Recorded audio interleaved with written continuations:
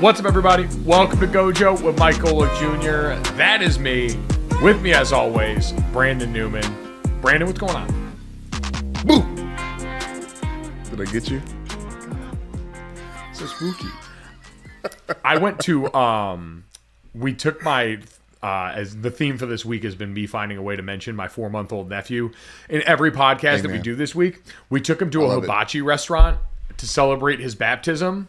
And one, seeing his face when they lit the grill on fire at the beginning will stay with me for the rest of my life. But two, the Soho Japanese Bistro in South Bend, Indiana has an unreal amount of spooky decor, including a very loud skeleton dragon in the foyer when you walk in. You walk in through 2 double doors, there's like a mud room, and then you walk into the main restaurant, and there is a gigantic skeleton dragon that roars at an uncomfortably loud volume. I can't believe that Mishawaka is showing out in the hibachi restaurant with the Halloween decor, because honestly, I feel like Halloween's holiday is like the Midwest holiday, if that makes sense. Hell yes. One of the greatest pastimes in living in South Bend and living in the Midwest in general is when those party stores make the switch to just being full-time Halloween stores. Those big box stores that all of a sudden for that month period just become a spooky factory. Yes, and one of them, South Bend, is a Christmas shop that just, I think they stay Christmas all year round, Mike. I think that one turns into a Halloween place. I think that's a season shop. It goes, okay, I would say they keep the name. They keep the name Christmas shop all year round, even though they go seasonal. There is truly honor amongst these establishments here. There's honor among this establishment. Download, subscribe, rate, and review GoJo wherever you get your podcast. Leave us a 5-star rating and a review. And make sure you check us out on YouTube, especially today. Go to the DraftKings YouTube channel, subscribe there, and then check out the GoJo with Mike Golick Jr. playlist. Brandon, you said that if you search on YouTube GoJo with Mike Golick Jr., it will just take you to that playlist, correct? Yes, and if you're feeling lazy and just want to put GoJo and then space and W with Mike Golick Jr. should pop up as an auto select. So, if you want to try to cut the words out. But yes, search GoJo online, sift through the anime, make sure Golick is attached to it, and it'll bring you right to DraftKings on YouTube and our playlist. And I say that you're going to want to do that today because we have a very special guest, one of our favorites around here, one of our most tenured guests in one of our favorite baseball analysts. Katie Nolan is going to join us here. You guys may know her from a variety of jobs, but so far on this podcast, she has been one of our great baseball correspondents. She was one of the analysts in the Friday Night Baseball booth on Apple TV+. We do a little postseason exit interview with Katie since she finished up in the regular season with that Aaron Judge home run quest Yankees game that was so controversial for some people in a way that is really dumb. We'll talk to Katie about that. We'll talk about some of her favorite teams heading into this postseason as we are currently in the divisional round right now for Major League Baseball. We'll hit some superlatives coming off her year, managers, players, parks that she visited, and just get to check in with one of our very good friends around here that we love and we know so many of you guys love. And so that'll be a lot of fun, Brandon. We're looking forward to that. And the reason I said that people should check it out on YouTube is because at the end, Katie Nolan has a very visual, not gag, but a very important visual element that will be displayed that you will be very sad if you somehow miss seeing the picture of here. So I'm sure we'll get it clipped at some point, at the very least get a screen grab. But in the meantime, it's worth checking out on YouTube just for that alone. Yeah, amen. There's a lot of beautiful sights and scenes there. One of the things that I think people should go to YouTube and see in this Katie interview, that magic in her eyes when your dad showed up, that little cameo. That Golick Senior. Did I spoil it? Yeah, you ruined the fucking surprise, Brandon.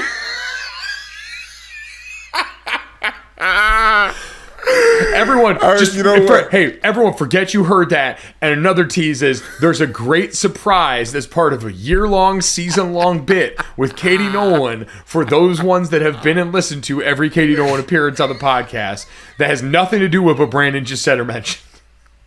Mike, obviously we talk about our relationship and shit like that all the time. People get tired of hearing of it. When I start opening my mouth and I just saw you just like, your mouth turned to an O. You just like look at me stunned. I was like, what is he doing right now? I thought it was his idea. You're the one who did this. Yeah, it's like, you didn't like that? Oh my God. So yeah, that's going to be a thing that happens too, that I actually forgot happened, that Brandon reminded me happened, and that I remembered that we should have teased and not told people that it happened. Welcome to Showbiz. Population GoJo with Mike Golick Jr. Brandon, we also have coming up tonight, this podcast will release on Thursday, the sequel to what some may believe is the worst Thursday night football game ever played between the Colts and the Denver Broncos last week. We have what a lot of people have looked at and thought may actually be worse. The Washington Commanders on the road against the Chicago Bears. That, Brandon, we will not spend time breaking down this game. No one should spend time breaking down this game. If your favorite show is spending time diving into this tomorrow, you have to wonder what their browser history looks like, because this is for the truly depraved. It's an NFL sickos game. We'll be watching. And just for fun, I've already put a bet. The over-under on DraftKings is set at 38 for this game. And since last game was such an offensively stunted outfit, I am betting the over for this game purely on vibes and hope that we will be delivered from evil and that Washington and Chicago can muster up a performance that just finally rises outside of Iowa football. If you could just break free of Iowa football with the exciting players that we have in this game, I feel like there's hope there. The Bears are a 1-point dog at home against Washington. I said it last week, I tweeted it last week, and I stand by it. I think this will be a better game than Colts-Broncos. Yeah, Mike, I imagine so, especially with Carson Wentz having to defend himself against Ron Rivera. He's got to go out there and prove that he's a quarterback that's worth the money. He's got to prove he's a good NFC East quarterback.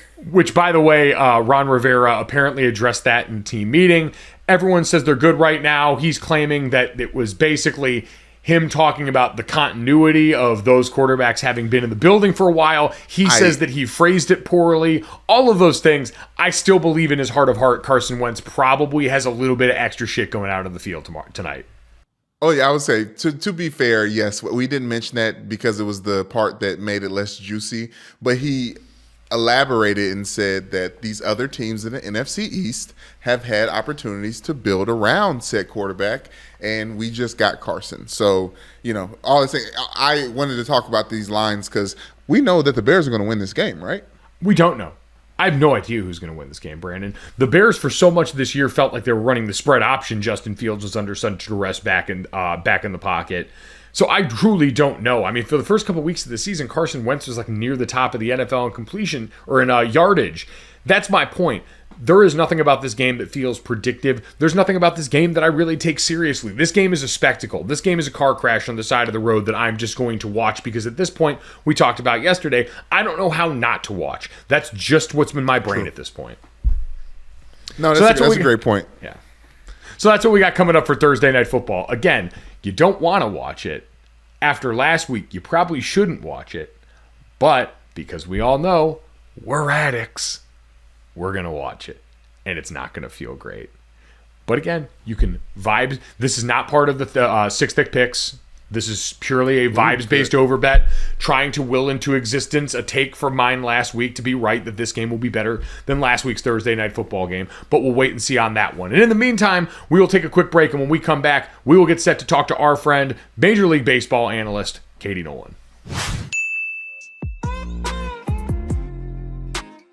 Action. You do this thing, Brandon, that you think we don't notice. You pretend that you don't know what something's called, and you think it's called something hilariously dirty, like thinking that a small bottle of alcohol is not a nip, but a nipple. That's no actual human thinks that at your age, at your big age, Brandon. At your big age. But you come out here and you say that, and then you're like, what do you mean it's called a nip? We're on to you, bro. Katie, I thought everyone was shortening. I told Mike I brought a nipple here of tequila in case Katie wants to drink. And he's like, Brandon, those are called nips. And I was like, yes, I know people shorten it. He's like, no, they're called nips. No.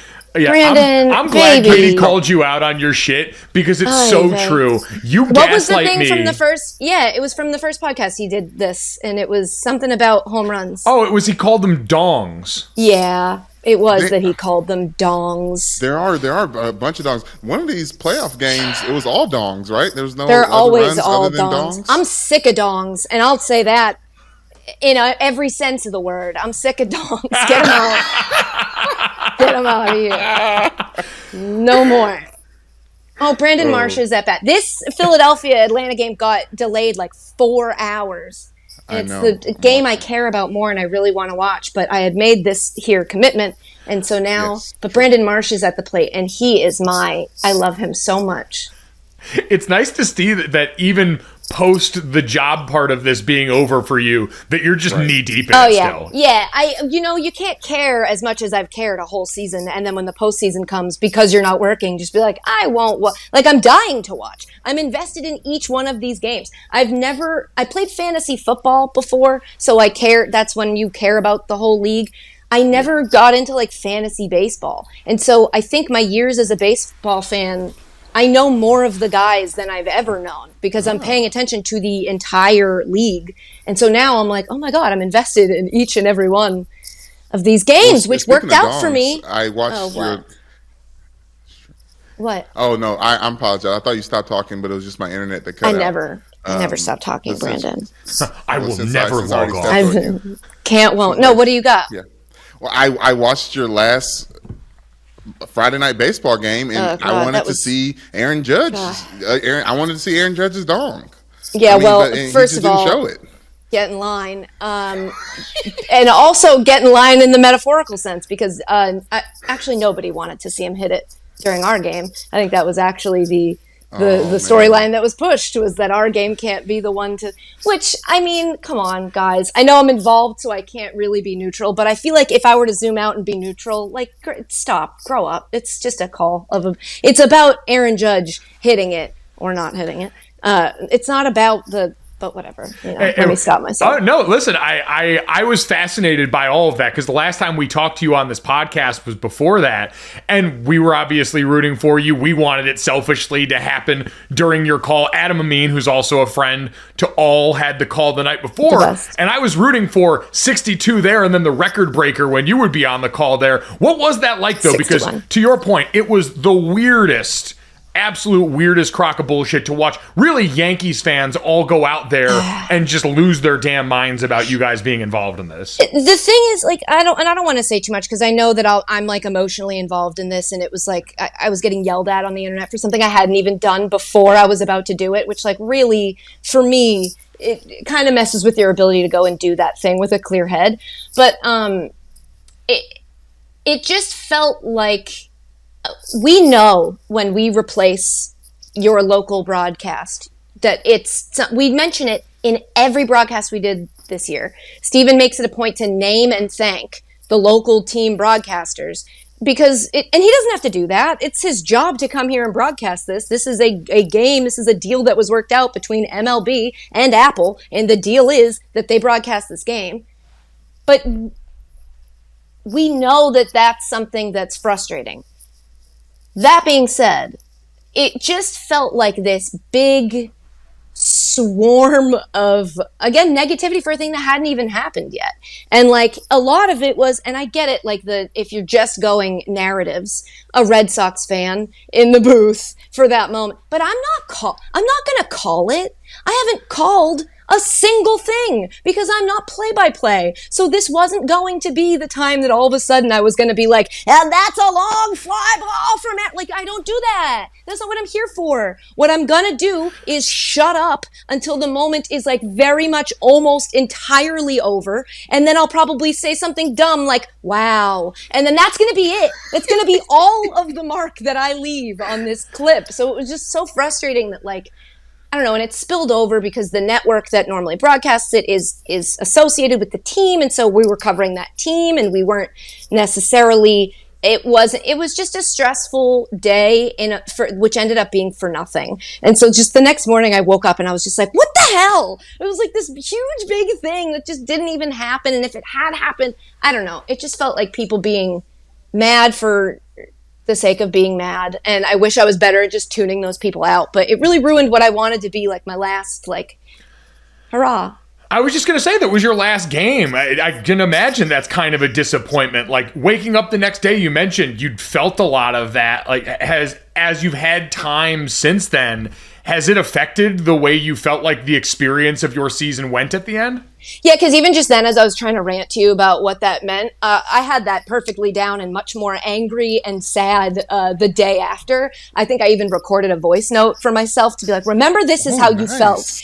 Wow. I do that, and then I never go back and listen to them. So I just have all these little, if I die, put those out as a podcast, okay? And just profit. This is like Twitter drafts, and I heard you on the Spencers with Haley and company reading your guys' Twitter drafts. That's the next level, is the voice memos. Yeah, and the Instagram stories I don't post. Like those, you guys can publish those and profit. Make sure it goes to a good cause. But yeah, I think so that first day, I mean, I realized it when I got on the phone with Dan, because Dan was on the road that weekend. And I called him, and I think I started out being like, hi, and then yelling about like anger and like making fun of something that had happened, and then calmed down and was just talking normally. Dan hasn't spoken yet in this conversation. And then I'm talking normally, and then I'm sobbing and I'm crying. And he's just, the sweetest, sits there and then was like, okay, well, why don't you just chill? I'm going to get a delivery sent to the house. I think you should get back in bed. Just like turn your phone off. Don't go posting any of that, and then just chill. So the first day was intense. And then I think, now I feel like, oh, I did that, and it's done, it's finished, and now I just get to enjoy the regular anxiety of sports, which is rooting for teams and watching them potentially, not make it further. I really liked the wild card weekend this year. That was very fun, the new playoff format, mostly because they took the teams that are so good you can't beat them, and we're like, stay home and let these guys play for a little bit. let these guys go ahead and hack it out for a little bit. Yeah, let's watch some close games. But anyway, now there's a bunch of rivalries though in the divisional, right? Yeah, which is fun outside of the Guardians and the Yankees. But I'm rooting for that Guardians team so much. Oh, wow. Ooh. Number one Guardians fan, Katie Nolan. Kaylee. My alter ego. Katie Nolan, Guardians fan. That's right. This is why you check the show out on YouTube now, because you get the good shit like this. Yeah, that's right. I just told Dan, because Dan was in Cleveland. That's why he went to game one and he got this. I was like, this is merchandise from their first year as the Guardians. That could eventually, someday, if the Earth continues, be something valuable. I don't think we're going to be around that long, if I'm honest. But I don't think we're going to have time for the 2000s fashion to come back around another time. I don't think we'll be around that long. I'm sorry, my bad. I'm just looking at my drafts. Oh, you were starting to look at yours now? What do you have? Give me something good. The whole concept is crazy to me. Mine are very, very underwhelming. Oh. Yeah, I never used to use them until I started thinking before I push send on stuff. And then now I'm like, oh, now I play it too safe. I got to switch it back up to not playing it safe, because playing it safe on Twitter is so boring.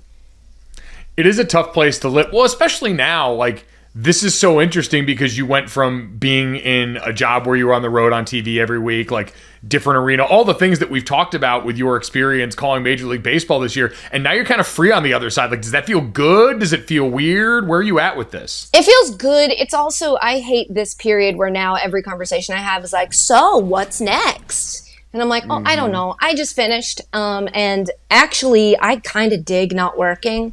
So, like, I'm cool with taking my time to figure out. I feel like we've talked about this before too, where I'm like, I'm very fortunate. I acknowledge that I'm very lucky. Hold on, I'm gonna get something to drink because I feel my throat getting dry. So I just unplugged my microphone. It's all right, Katie. You know what? Can you hear me right now? Yes. Why? What's wrong? All right. While you're waiting for that, we have a surprise for you here. Since you are done right now, someone wanted to say hi. Hi. How are you, Mr. Golick? How are you? Hi, Katie. How are you doing? Oh, I'm doing so good. What'd you do today? What was your day like? My day? What was my day like? Let's see. We went to Notre Dame football practice and hung out there for a while. Okay, that's fun for some people. We baptized our first grandchild yesterday. Wow. Congratulations. Yes. Jake's son is about 4 months old. We baptized him here on campus. Mike is the godfather and Sydney is the godmother. Wow, that kid's going to grow up with a lot of promise. that kid is going to grow up fucked. screwed. The is kid's what's screwed. gonna I hope happen. the parents stay alive for a long, long time. Yeah, I know. That's the one thing we're always talking about. Oh, God, if the godparents have to do something, that means Oh, my God. son and daughter-in-law have been killed, which is not something we really want to think about. No, we shouldn't root for, No. certainly. By the way, great job on the baseball this year. Oh, thank you. You Wonderful. don't have to lie. We always I come on this podcast and talk to him about how hard that job is, dude. The fact that you do that, it's so much. It's so hard. What's hard? Calling any type of game. It's just like so hard. So I always think hockey could be the toughest because it's the fastest moving and you have to explain so much and the names are hard. Yeah. But baseball, you have so much friggin' time to fill. I know. And Oh my I God. live to fill time. That's all I do. But then there's the rhythm that people need it to breathe and you've got to wait and you can't start a story when there's 2 outs, but you can have 2 outs for like 7 batters. They could get a 2-out rally. So now you're just like, I don't know what to talk about because it might be too long. It's just too much. I like watching the game. So when did you get like comfortable? Oh, where never, you were like, okay, never. I got there this. There was like 1 or 2 weeks where everything had worked out just right, and I was like, cool. I think this is good. I think this is a good one. And every other week was like, what's happening? So it was exactly what I thought it was going to be when I said yes. So I was like, let's go try something insane that you never thought you'd do, and see how you do. So I'll ask you in your 10th year of it if you got any more comfortable with it. Yeah, we'll see. Well, that's 10 years. I don't know if I'll be around. We'll see. You better be. I will be. Okay, good. I mean, you look healthy. Notions. I could say that. That's safe to say, right? You look healthy, so you should be around for quite a Look bit. healthy, feel healthy, feel good. Hell yeah. Yeah. Uh-huh. Good. Oh, good. God, it's so nice. We don't need these 2 guys. We could just do our own I pod. know. Guys, can you move? Yeah. Oh, Brandon. I thought Brandon was actually about to I shut did his too. screen I off was like, for a oh, second. shit. Yeah, He's I leaving. did too. Brandon scared me there for a minute. Wow. The Chris Collinsworth. The reverse Chris Collinsworth. What are we talking about here? What's the Baseball. topic? You know, my specialty now. My Guardians, they took one. Took a shot, huh? Yeah. I love them. Katie's Guardians. I love them. It's still. Did you have trouble going Guardians? No, because I've been calling them Cleveland for a while, just like personal, preference, just to because you see it coming. Yeah, I mean, being from Cleveland, everybody always asks me, "Oh, what do you think?" I said, "In a year or 2, nobody's going to give a shit. No one's They're gonna just going care. to. It's going to say Guardians." I hate that it's based off of those statues, and the name of those statues is Guardians of Traffic. That makes me go, ugh. But other than that, that is nobody kinda knows that. cringeworthy. Like, it doesn't have anything to do with the. In all honesty, I didn't even know that. Yeah, right now you know, and I bet you nor wish do you I didn't. care. I didn't even care about it. It's just the either. name of a team. You know, who cares, right? Yep. Completely agree. Didn't bug me one bit. And it's all new memorabilia everybody can buy. That's what I was just saying. This could be worth something one day. It's from their first year. Yep. Yeah, probably won't be, but good thought. No, yeah, probably not.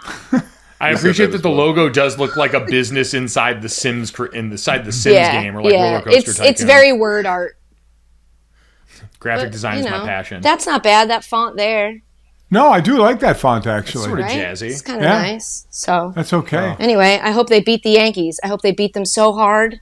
Wouldn't that be great? It would be the best. Oh my God. Just the absolute There ain't nothing best. like shutting Yankee fans up. I know. God, it'd be know. awesome. Well, Dad, thank you for stopping by. Oh, I he's have to gonna go go. now? Oh, I didn't want to make you sit on these water bottles here the Yeah. entire time. I feel like our entire season arc this year with Katie was centered around the very first appearance where you guys went viral for thirst. So Well, He's just look. He posts the pictures, right? What am I supposed to do? Not say something? Katie will always be my favorite. You're the best. I don't even know what you mean, favorite what, and I'm not going to ask. I'm just going to take the compliment. Just take the compliment. Yeah, thank you so Absolutely much. Right. You're certainly my favorite ice fisher person. So I mean, that was a blast. that was a blast. A blast. Except when We'll you have caught to go again. Except when you caught the lunker. You caught the lunker. I know. You know what the lunker is, The right? big fish? Is it the big one or the? Nice. Yeah. Well done. Just a guess. I mean, yeah, I would say context. I didn't know what the lunker was, but context clues. It was like, all right, well, she had the biggest fish. Look at the look Yeah. on Brandon's face. He is so fucking lost right now. he's like, what the hell? Brandon thought the little bottle of alcohol was called the nipple, so Can he's you not believe really up that? to date on A yeah. nipple, he said. He said he brought A a nipple? nipple. That. You know that these are nips. And Yeah, nips. nips. Is short for Yes, nipples. they're nips. He thought it was short Yeah. for nipple. What is that short for then? Nothing. So quick story about the nips, if I may. You may. Nips Ooh, or yes. nipples? It makes a difference. Nips. Okay. These are nips. Eh, So we'll take it anyway. my senior year at Notre Dame, we made the Aloha Bowl. So we played in Hawaii.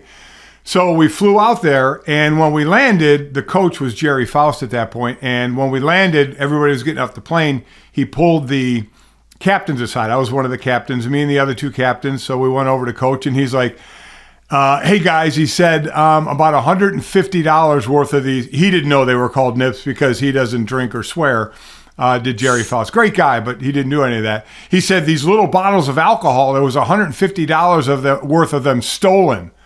We figured it was by the players.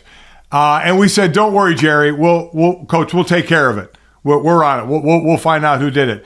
Jerry's like, okay, good. That's what captains should do. That's great. Good job. And he walked away. We looked at each other and said, we don't give a fuck who stole it. It's our last game in a Notre Dame uniform. Why do we care? So did you find who stole it and then party with them? We didn't even look. We didn't even look to see who stole them. The only reason we would have looked is to take them and drink them ourselves. Yeah, exactly. I wonder how many nips you can get for $1.50. Split. Yeah, let me Google it, see if anything comes up.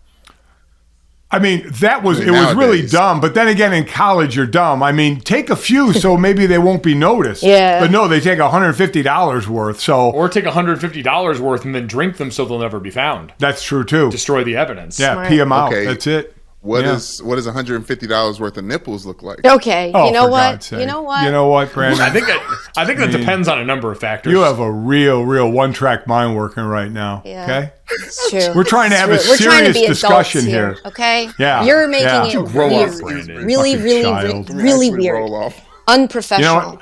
You know what? I'm so turned off right now. I'm leaving. Oh no, you turned him off. Yeah, that's a weird time to say turned off. Yeah, it is. It's true. What are you doing? It's true. Yeah. Elle's gonna be Wow, so Brandon. mad at you. Oh my God. Father Bye, Golick, Katie. it was Good good to to talk see to you. you. Good to see you as well. Take care. Bye. See ya. Great pop in, Mr. Golick. Just. I gotta clear this earpiece off. God. Wait, are you recording on him the sound he's making getting up? That's such dad content. That's such dad content. If one thing gets clipped from this podcast, please God, let it be the off-screen sound of you grunting on your way up. Oh, what a man. What a man. What a mighty good man. Mighty good, man. There we go. Katie, Check out. you handled that well, and you were Thank also you. glowing Thank during you. the time Oh, period. God. I I was like, I was impressive. I don't don't usually thirst in the presence of I'm better at thirsting from a distance. I'm not really an up close and personal thirster. And so I didn't know if I should like look him in his eye or like hide myself. And so I got real anxious there. My hands are clammy. a very uncomfortable. We don't usually get this version of Katie Nolan. Really? Usually unflappable, sticking Seriously. screwdrivers into wine bottles. Yeah. Yikes. man. You really threw me for a loop there. What were we even talking about? That's a damn good question, Katie, and I don't remember. So we'll Who just move on to the who next is thing this? we could talk Is about. this podcast taking an official stance on rooting for certain teams in the postseason? So I think, and we had talked about this a couple of times in the lead up, I've found myself rooting for the Mariners The in best. part because, we've got, you came on here and were talking to us about Julio Rodriguez. Obviously, Mina Kimes, a friend of the program, course. is someone we like to see happy. And just in general, because we talk about fan bases a lot on here with you, Seattle's fan base seems like one, and I don't know what your interaction or experience with them was like. I would say in general, they seem like a very amicable group of people. Yeah, they seemed so. My first impression of them was that they seemed very skeptical of their team, which I understand given their current situation. Like, I think every fan base you need to take in their context of where they are. So it's like if they're really critical, it's like, well, look at their history. Should they be really critical? Whereas like if you've got, I don't know, Yankees fans who were always very mean to their players, and you were like, but you guys have all those rings. Why does this man? Why are you like this? But I loved Seattle fans. They were informed. They were supportive. They were, not incredibly mean or misogynistic. That's always a plus for me. Helps. And, they were the longest active drought in what's the qualifier? North American sports, which is great.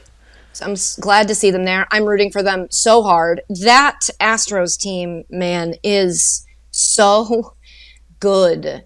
And I am not rooting for them, as I'm sure you could tell, given how their fan base and I squared up this season. So it's like that's my most important series right now. That's like I'm watching every minute. I mean, this weekend, that wild card weekend that they did was awesome. If you had no job, because it was just like Friday, Saturday, Sunday, like all day games. March Madness style. Yeah, that's what this like yesterday felt like.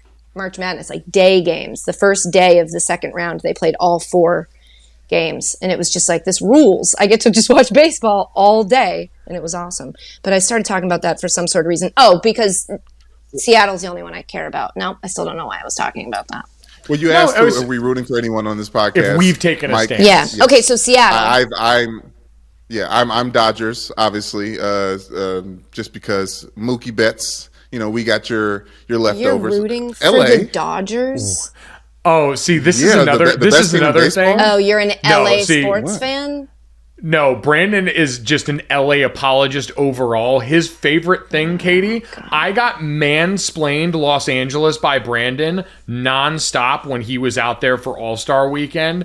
And so he, in the time that he was out there, basically declared himself like an OG Los Angelino, and now just leans into everything about Are you just a contrarian? Are you just like an unproblematic Whitlock? Is that what this is? Oh, wait, I love that rooting for the Dodgers is the contrarian play, too. Well, like, in the sense of, rooting for the Dodgers is what made you call me Whitlock of all the years that we've been together. The reasoning being that, like, in the meet, like, the Dodgers are so good. Like, they've got an all-star in every spot in their lineup. Rooting for them is like rooting for the guy who's supposed to win. Who roots for... Says the Patriots. Yeah, fan. well, they were my team because I was born and raised in Framingham, Massachusetts. I was born in Orange County, California. You were? I was born in Orange County, California. Yes. I was born in Orange County, California. Okay. My dad was in the Marines. I was stationed out there. Yes, that's why. You were stationed. Where did you grow up? Where did you come of age? When I was two, we moved from there back to Detroit. Okay. Where everyone was. And then my mom and dad got a divorce like most parents do. And then I bounced back between Detroit and Louisville, Kentucky my whole life. Okay. And so if, let's say, Detroit teams weren't bad, you are saying wholeheartedly that you would still be rooting for Los Angeles teams. Yes, I tried. I tried to go pull for the Detroit Tigers, and they're bad. I think it was when who came from the Brewers over there. Anyways, they went to the World Series and got swept. I think it was by the Giants. Okay, and then you gave up on them. You're proving my point. Yeah, I was like, no, I don't want this. You gave up on them, and then you picked a la carte. Yeah, another not team. a la carte. I did what you guys do. I did what the thing that everyone goes to. What you guys do. Like, okay, what you guys do. What is he? Who's you guys? Yeah. What do you mean, you people? Bostonians. I don't know how you guys call it. Like, you people. Yes, you people. The ones who make me feel bad for rooting for a team that I'm not living currently in the same area code as. But I grew up there. I grew up there. Like the games I went to. Congratulations. All the games I went to growing up were Boston. Like but you grew up in Detroit. I went to Tigers games. Yeah. Yeah. So you're a Tigers fan, dude. You can't compare it to what I'm doing because I didn't change teams. None of when I was growing up in Detroit, none of the teams were in Detroit. All right, look, I think we're getting too heated. I don't care. I don't care who you root for. Okay. Honestly, I did just want to say unproblematic Whitlock because I thought it would get a big laugh and because the concept of it is very funny because if you drained all the problematic out of Whitlock, I don't know that there'd be even a person left. Since you no, listen, I know. Since you ripped that Band-Aid off, I wanted to tell everyone how we first met. It was Super Bowl 50 in San Francisco. Are you telling this story? You were coming. I was a big fan of Garbage Time. I hadn't met Gabe Goodwin yet, which we'll get into that building thing. I haven't told the story here. I came up to you and I wanted to meet you because I thought you were very, very funny. And I said, "Hi, Katie. I'm Brandon Newman. I'm Whitlock's producer. Please don't hold that against me." And you were like, "Why would I hold that against you? I don't understand." Good acting. And I looked at you. I was like, "Come on. It's okay. It's okay. We can be friends. That's not the story I thought you were going to tell. Oh, okay, good. I gotta say, based on I knew Brandon was going for that story, and based on the face Katie was making, I was like, they are not in the same room I right thought he was now. going to tell a story that I have texted multiple people, but will not say on a record. All right, we've gone too deep down that path now. We're gonna veer back this way. Gonna go ahead and grab the wheel and veer back this way. So Katie. Go. Well, I was going to ask. So you are number one Guardians fan. You are rooting for the Seattle Mariners. So Guardians. What else had Guardians Mariners are close for me. They are like neck and neck. Philly right behind them. So what's fascinating about Philly, and I was on the fence about Philly or Atlanta, who I was going to root for in this series, but then Marcell Ozuna made the postseason roster for the Braves, and so it made the decision very easy for me. I root for Philadelphia, but the thing about Philly that's fascinating is that like they've got whatever the baseball version of puck luck is. They just are getting they keep getting these incredibly lucky. They keep winning in ways that they're not supposed to be winning. It's a team designed to like slug, and they haven't been, but they're winning. Like Bryce Harper bunted the other day. It's just it's fascinating the way that they're playing and the way that they're getting wins. And I just feel like that crazy comeback they had in the last round to then this, I mean, they're riding something magical. And I've got a new appreciation for Philly fans after this season, because I don't know if you guys know the story about Alec Boehm, their third baseman, and what happened earlier in the season, but he had something like a 4 or 5 error game. Might have been 3. Maybe I'm making it bigger in my head because it was a big deal. But he had a terrible game and he got booed. And then the cameras caught him saying, I believe, I fucking hate it here. And Philly fans were mad at first of like, what? So the next day, I believe, if not after that game, he was asked by a reporter, like, cameras caught you saying something. Did you wanna? And he's like, yeah, I said it. I was just really frustrated, really mad at myself. I don't mean it. I like it here. I'm sorry. And then the next day when he came out up to the plate, they stood up, cheered for him, gave him a standing ovation. And I was like, I love that. I love that because like he did, what else could he have done except say like, look, I was mad. You ever been frustrated and you're just like, I didn't mean it and I'm sorry. And they accepted the apology. And I feel like Philly fans get this, Philadelphia in general, nationally gets this bad rap. And they do have wild fans, but so does every fan base. Fan is short for fanatic. We're all a little nuts. And I just feel like Philly, I don't know, they seemed like cool fans this year, and I appreciated that about them. And now this kid is like lights out. He's so good. It's crazy. So I'm rooting for them.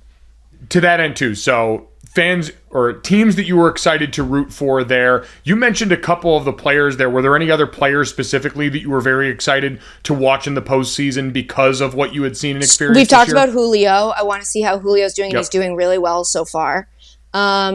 Obviously, Jose Ramirez from the Guardians, way early in the season, I was like, I want him to win AL MVP. That's not going to happen. It's going to go to Judge, if not Ohtani, and then probably Yordan Alvarez is going to come in third. There's no way, but he's just so good, and I think he's really funny. Like, he just signed a contract to stay with the team after everybody thought he was going to leave, and then he tweeted out the clip from Wolf of Wall Street with all the photoshopped heads of, like, him and Terry Francona when he's like, I'm staying, or whatever. And that's very funny to me. Oh, somebody's hurt.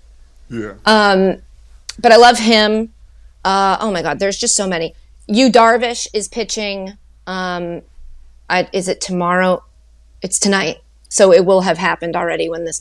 But I love Yu Darvish. I saw a quote from him. It was something like, everybody here loves baseball. I love spinning the baseball, which is like, it's crazy and so true. And I love the way he pitches, and none of them look the same. And I have no idea how you prepare for a guy who can throw, like, he has like 9 to 10 different pitches in his arsenal. And then he also changes up how he delays his movement off the mound. So it's just like, there's no way to time him. Fascinating to watch. Dansby Swanson, we're kind of rooting for. I know that's the Braves, so that's a little confusing, but he might not be a Brave for very long. Because he's talking about an extension, but we root for him because Matt's Mal Pugh's fiance.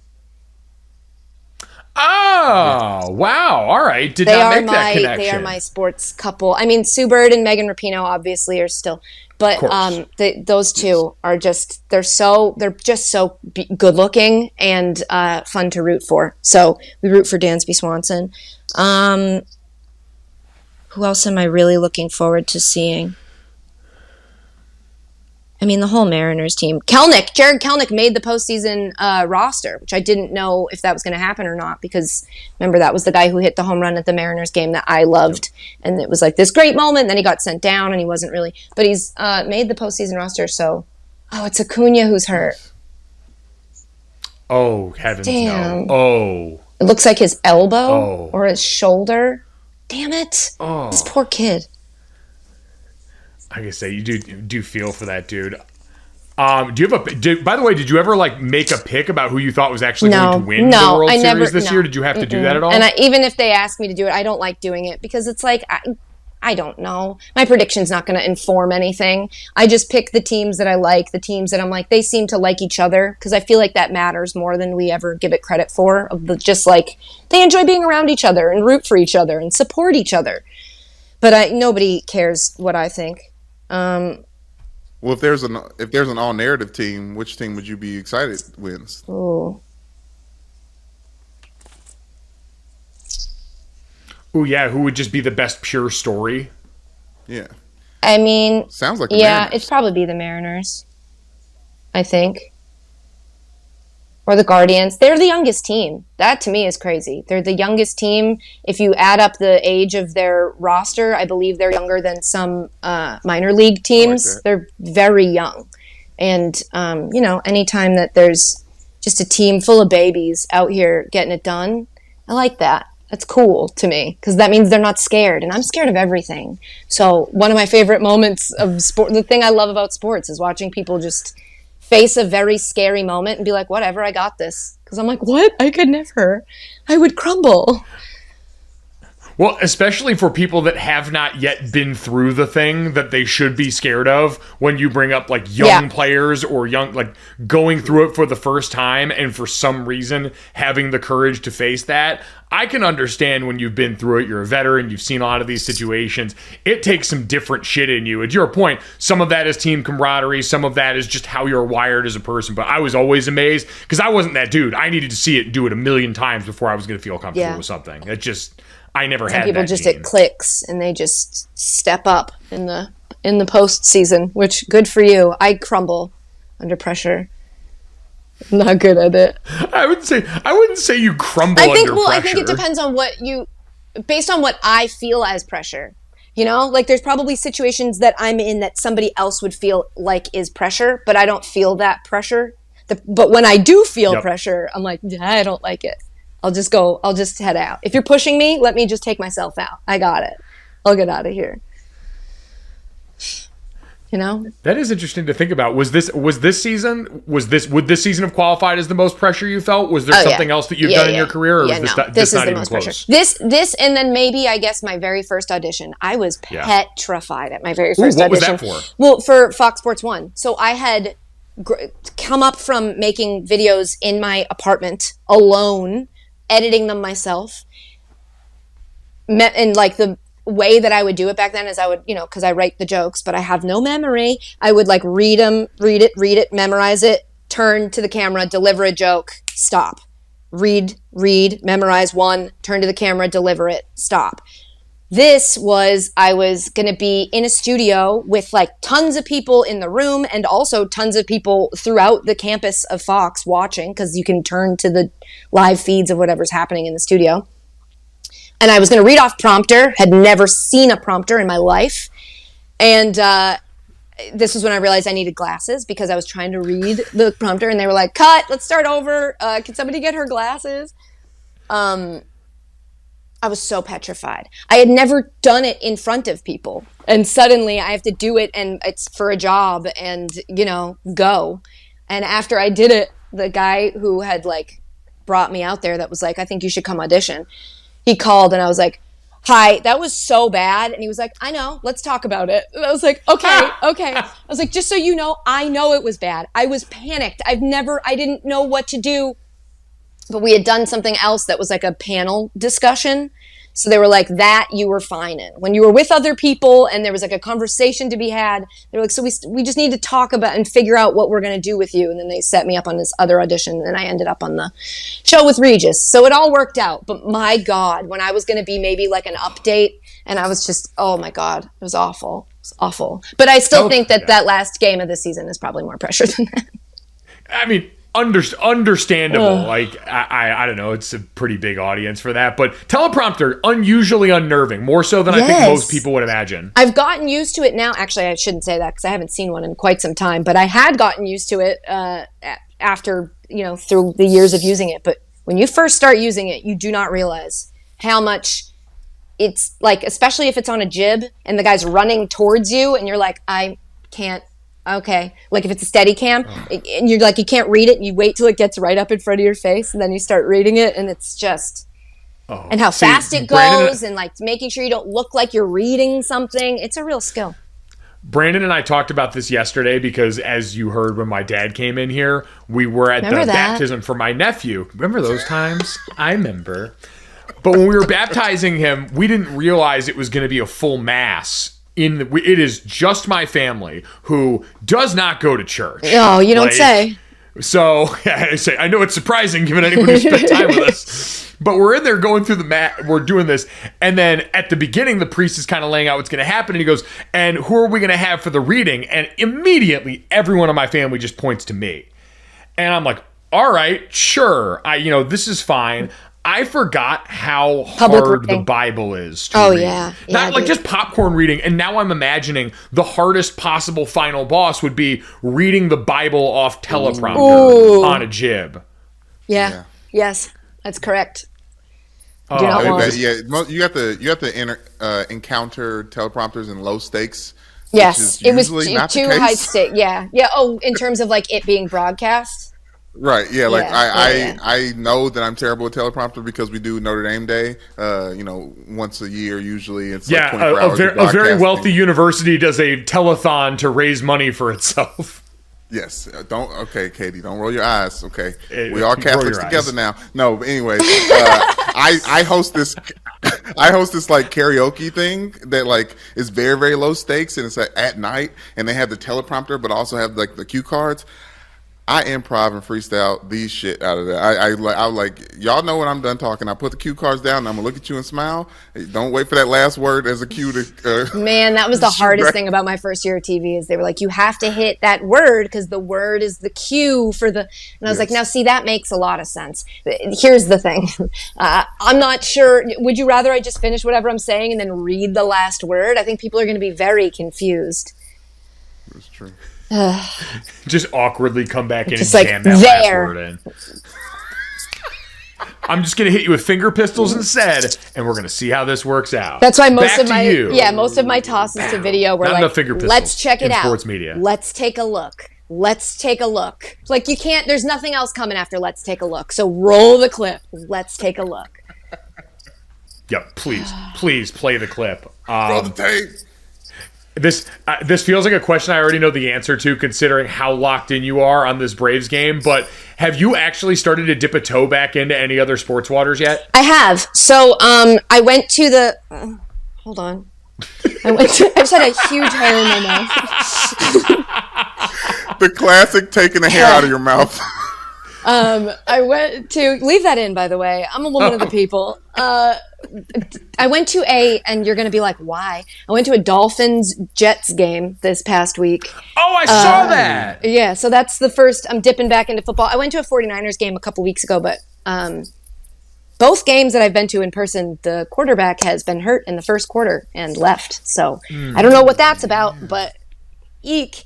But we got to be on the field and I got to talk to the head coach of the Dolphins just before the Dolphins played a football game. I was like, this is wild. This is wild. This is your friend. That's me talking to Dan. It's just so crazy. Dan and Mike McDaniel are friends? They went to middle school together. What? Isn't that nuts? Yes. Yeah, it's nuts. It's nuts. And so what's crazier is when he was the He was the offensive coordinator for the Offensive 49ers, right? coordinator. But before that, he was the run game coordinator. And then he got the but that was for Dan's team, the 49ers. So Dan was like, oh my God, my friend is like, coaching my team, essentially, not head coach. But then he got the head coaching job, and I was like, whoa, we know the head coach of a team. That's crazy. That doesn't feel, as a person who has like relationships with certain people involved in sports through my job, it feels very weird to be like, and then this guy through my personal life. I just know him now, but I've never met him through work. It's very weird. Yeah. And he just happens to have this very important job that people seem hung up on. Chill. Football coaches just get to go to work in pajamas. They just get to spend Sunday in pajamas. And it just seems like such a cool... He didn't seem stressed out at all. It's wild. He does seem unusually chill. So have you got chill. to spend time with him away from the football field? Is that just how he is all the time? I have spent the 2 times I've met him now. One was the night before the 49ers lost that Super Bowl. And then the second time was on the field at this game. So I got a couple jokes in there, and you could tell that he was like, all right, this one's a smart ass. But we're not like friends. It seems like the difference between Mike McDaniel and everyone else is it seems like he's not worried about keeping his job. It does feel that way, sense? right? Yeah, it feels like it makes a lot of sense. He's just very loose about the whole thing. Like, obviously, a new coach shouldn't be, but a lot of new coaches are. I know. He's just cool. He's a cool cat. And what was really cool for Dan, I imagine, and because I love Dan, it's like, sometimes you feel on behalf. So, like, the crowd in the corner that we were standing in the field, when McDaniel came over, they started chanting, Mike McDaniel. And I was like, the crowd loves your middle school best friend. It's crazy. So crazy. So weird. That's freaking awesome. Yeah, it was very, very cool. And you are very right, by the way, about football coaches getting to go to work in the best outfits. So that cool. practice I was at today, everyone's just in sweatpants. And I, for some reason, hadn't internalized that. Like, you covered the sport with the dumbest outfit for coaches. The fact that they have to wear the team's uniform is... You love it? I love it. I love it. I go back and forth on it. I love it and I hate it. I think it's stupid. I understand that it comes from the fact that they used to play and blah, blah, blah, blah, blah. But then I just kind of like, okay, well, if you're going to have to do it, then just commit to it. I wish that we did it for all sports. I wish that the basketball coaches had to come out in the basketball uniforms. I wish that football, I would love to see a coach in a football uniform. I think we should do this across the board. Hockey especially. I was going to say. Hockey coach with a full, I need it. Hockey coach, you have to bust out a few teeth. Yeah, exactly. Yeah. I would love to see Brandon said the name Andy Reid because he would look just like he did as a 13-year-old in that punt, pass, and kick footage that they're required by law to show in every primetime game he's ever played in. It's like saying that you have to say that Ryan Fitzpatrick went to Harvard. Yes. And you have to show the Andy Reid clip. And you got to show Tom Brady at the combine next to Tom Brady now. Yes. Oh, yeah. Clayton Kershaw and Matthew Stafford. Yes, high school teammates. Clayton Kershaw, Matthew Stafford's high school center. There's the running list of requirements. Phillip Rivers' kids. Yes, the sprinter man. Or as I call it, the all-22. You're back. Okay, so with that, Katie, is there anything from these other sports that's you haven't been able to stop thinking about? No, I don't think. Oh, shoot. Draymond, Jordan Poole. What happened with that? I saw bits and pieces of it, but then I think I saw something from a chapter before, and I was like, I lost now.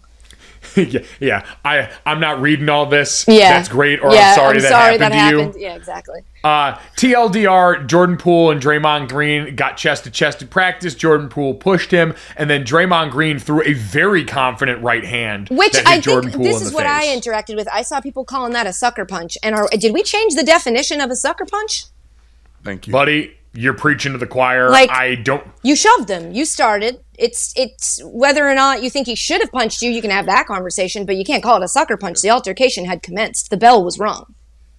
No, just because you are much smaller than him, and it's really not much. Draymond Green's not that big. That's relative offensive. To the stream of NBA if I were players. Jordan Poole, I'd be offended that people think it's a sucker punch just because they think I shouldn't be punched because I'm so tiny and delicate. Oh, I saw. I forget who on Twitter said that said Draymond Green shouldn't have punched. It was a woman on Twitter who said Draymond Green shouldn't have punched that little boy like that. Oh, and it hurt me so deeply on Jordan Poole's behalf. Oh no!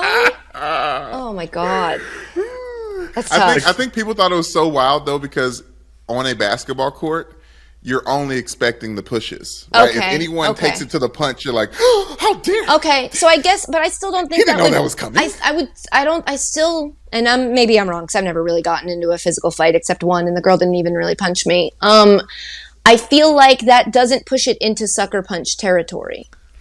No. I still Sucker think punch. sucker punch is like you weren't expecting it. Guy came up out of nowhere. Sometimes even punches you in the back of the head. That's how much of a sucker he is. Yeah. Right. Yeah. That is a sucker move. Yeah.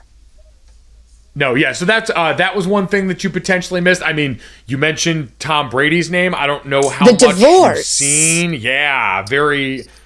Yeah, I think that Gisele should just focus on her right now. If she needs any girlfriends, I got her. Like, I'm here for you, girl. We love you. We support you. He left me too, so. Well, your partner is, I'm sure, is obsessed with his craft. Is there any through line? What? No. Are you trying to start shit? You trying to start shit in my personal life? No. Wow. No, I was saying. I was wondering, is there anything about Gisele's position that you can understand? And I would say mostly it would be having my heart broken by Tom Brady. But from that standpoint of Mike. Like he's what'd you say? Addicted? It wasn't addicted. Loyal? What was the word you used? Committed? Obsessed with his craft. Sure, yeah, that. Committed to his craft. I have something like that. I mean, when I have stuff to do, it's not that much of a problem because we're both kind of like work first type people. But, in any relationship, you have to make sure that you have time for each other as well as your things. And it's fascinating to me. I've always been fascinated by athletes during the season and the postseason, like what the rules that they set out for their relationships are, because I can't imagine that it's just regular, that it's like, I'll take you out on dates every night. It's got to be like, look, when the season's happening, it's this way, but when it's not happening, it's this way. So I imagine that Brady and Gisele have had those conversations, and it feels to me like maybe he violated the rules of maybe a conversation that they had, which at that point, if you've said, if this isn't the agreement, then it's done. I mean, it makes sense to me. Wait, you talked about the rules and the ways that, athletes operate during the season. And you have obviously interacted with professional athletes for a long time and a lot of different levels. You mentioned Mal and a lot of the women of the U.S. national team that you're incredibly close with from over the years. But going through this season, and you mentioned covering sports day to day, did you learn anything new about this group of athletes or their process or something that surprised you even about a sport that you had grown up loving your whole life? This is going to sound so stupid, and I may have even said this already on this podcast, but it really clicked for me. I always knew, but I guess never had thought about in this way, that the only practice baseball players have is the warm-ups that they have right before they play, because they're playing every day. So it's not like, I don't know where in my head I assume, like obviously that's how it's got to work, because if they're not traveling, they're playing. They rarely have a day off here and there. But it just, that to me was like, oh, wow. So like you have a bad game and then you have to go to the field that you're going to have your next game on and practice, and then you got to go again. So it's like it made slumps make a lot more sense to me, where it was like it's hard to get the reset. That makes sense. Yeah. Sometimes, like for me, even after, like I was saying, doing one game a week, at the end of that season, I still like had my reset, where it was like, wow, that was a lot. And what did I learn? What did I screw up? What can we take from this experience? Without that like reset time, that's got to be very hard to adjust your swing, to adjust, something about the way that you're playing your position. And they have to do that like constantly. So I feel like that sort of solidified in my brain. It's not like I learned it. I don't want the headline of this to be like, Katie Nolan didn't know that they just practice at the game. But like I don't know. Because growing up, when you play a sport, you got practice and you got your game. Yeah. And they're not usually the same day. And so it just is I don't know. It's just interesting to me, an interesting dynamic. I mean, listen, hearing you say it now, it really just kind of sunk in for me, that idea that not only are you going out there and just workshopping it as you do it, but you're also doing it, to go back to our early conversation, in front of a shit ton of people, day in and day out, in person and on TV. And that's a really uncomfortable environment to have to try and fix the things that you are doing wrong, potentially. That's why this year, one thing that bugged me when fans would do it, and multiple fan bases would do it, not all of them though, was like the booing of their own players. I feel like this season I got really like, hey, cut it out. Like they're trying, okay? And a lot of times it's like a guy who signs a big contract and isn't necessarily right away producing. And it's like, think about when you moved to a new job. Think about when you worked with entirely new coworkers. Think about your first day in the office when they showed you where the bathroom was, but you forgot because you met 6 other people in between, and now you got to pee and you have to ask somebody where the bathroom is. Like we act like athletes' lives are so different because they have money. Money can't change awkward interactions. Money can't change the like needing to have camaraderie with the people that you play with. Like there's something to that moment of it like also needing does to invite adjust. different problems. Yes, exactly. And it's like there's a lot about it that I don't understand and will never, because I'm not gonna be that. But I just think that we don't give them a lot of grace in ways, and there's other ways we give them too much grace. But it's just a fascinating thing was watching people like boo their own player. And it's like, you don't know.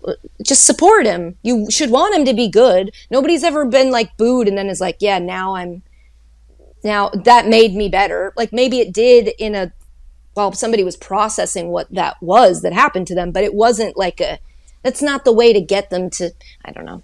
I just don't think we should boo our own players unless they're like, they did something off the field that you're not a fan of, then I guess it's fine.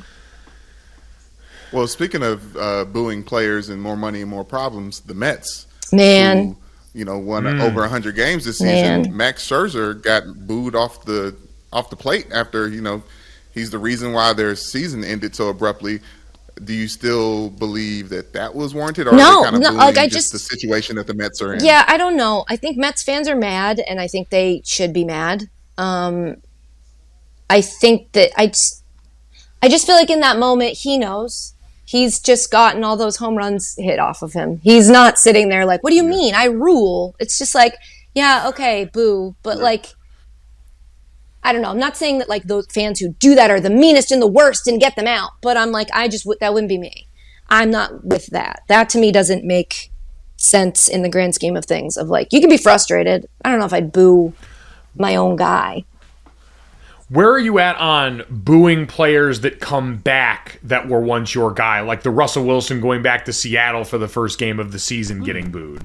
When you've won a Super Bowl with some team, you've meant a lot there. The terms of your departure weren't necessarily the most amicable and weren't necessarily something that fans, I get, would love. But where are you at on booing someone coming back to the organization like that? I feel like, and this may be too specific of an answer, I might be like weaseling my way out of actually answering your question, but I feel like there should be a welcome first of like a welcome back, and then once the whistle blows, it's fair game. You're on the other team. We're not rooting for you, obviously. We're rooting against you. So I get it, and I would, if I were a player, I feel like I would expect it and understand it if it happened. Which again, I bet Max Scherzer understands it that they're booing him. I'm sure he's not mad about it. But man, I just imagine if people could come to your actual job and just yell at you when you're not good at it. I would just be like, I know. No, I know. Believe me, I'm not happy about how this is going either. None of you are more upset about this than me, okay? I promise. I boo at myself. I'm mad. I'm trying to fix it. I get comments about how bad I am on this podcast. I like, guys, I'm editing it. That's not gonna help. I know. I'm pissed about it too. I wish there was something different that I could do about it. We're gonna have to push through. We're gonna have to those push people through. are just I wrong. wasn't gonna mention that. I wasn't going to mention that specifically, but you did. So here we are. That it is. Mm-hmm. Now look what you've done. It is true, though. It's like, yes, I'm here too. I realize what's good and bad. I realize the quality of things around. Like, yeah, I want to get better too. Enjoy the journey. Exactly. I enjoy your journey. We've enjoyed our journey with you during this season, Katie. Crazy. Like, obviously, we're not going to stop having you on this podcast just because baseball season's over, but it was a cool version of you to get to see on this podcast. I really appreciated it. Honestly, it helped me, move it. Like, they were like little, I don't know, mile markers on my journey where it was like, oh, okay, so that happened before the first time I was on Golic. And then it was like, okay, that happened in between. We talked about that. And it kind of let me it was fun. This was really fun. I am weirdly exhausted, but I hope that this will continue next year when I'm working for the National Lacrosse League, that you'll let me come on here and give you guys I do want you barnstorming different sports leagues as a commentator. I feel like, can we make a reality show that isn't that, because that word just makes you go ugh, but it's just like me going and trying different jobs, but instead of actually filming the show, you just have to watch it by watching all the different jobs that I'm doing. I think that sounds interesting.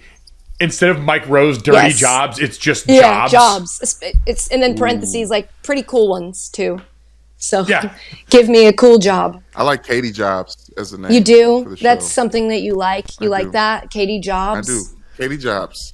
It makes you sound like the wife of the late Steve Jobs, though, and that's weird. Or daughter, That is true. That is true. Also fair on that one.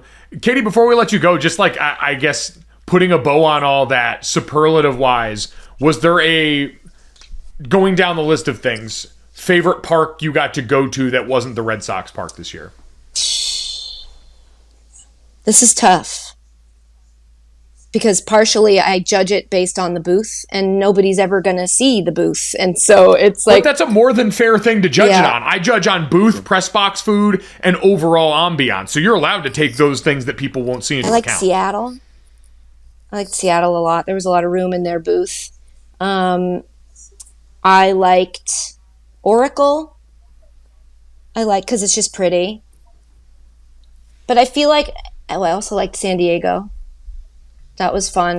Petco's but I'd nice. been to Petco. It's like, I don't think I'd been I've tried to pick one that I did not ever go to.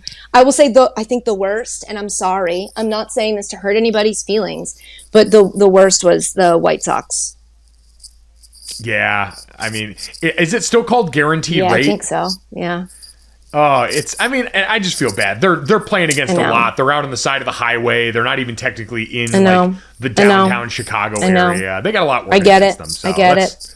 They share a city with a beloved, but but still, it just was tough. Yeah. You're the Clippers of Chicago. We went into Terry Francona's away manager's office to interview him before that game. And we had to sit. Heidi sat down and held a box fan because the AC was broken. It was so hot, and Tito just had it blowing on his face, and so Heidi just picked it up and sat and held it, and we did the interview like that. And I was like, this fucking place. Wait, and so you mentioned Terry Francona, favorite manager you interacted with this season? Terry Francona, I loved. Dave Roberts, I loved. Let's see, who else? Trying to think of... I really didn't meet a manager I didn't like. Well, there was one or two. Gabe Kapler has the coolest manager's office. It looks like a lounge. And he's always got Kid Cudi, just every Kid Cudi song everyone has ever... not any deep cuts. It was just all the ones that you're oh yeah, I know. I remember when this was hot. I remember when this was hot. Yeah, and it's dim, and I don't know. It was cool. He's a weird dude, but I like him. I really liked them all. I loved Buck Showalter.